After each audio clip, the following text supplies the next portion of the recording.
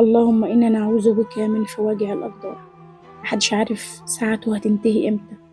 فرح قلعوها فستان الزفاف ولفوها في الكفن الأبيض، في عز ما كانت فرحتها مالية قلبها، وكانت منتظرة تدخل شقتها وتبتدي الحياة الجميلة اللي كانت رسماها في الشقة اللي اختارت كل حاجة بنفسها هي وعريسها.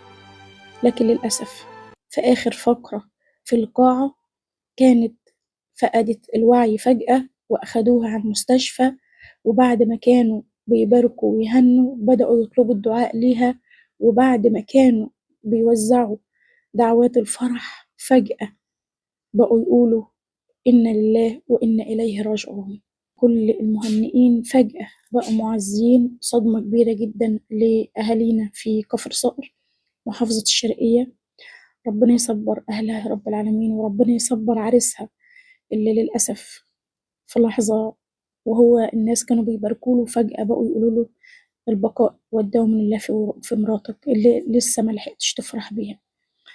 ادعوا لها وادعوا دايما إن ربنا يكفيكم شر نظرة الاستكتار، لأنها بتخرب بيوت.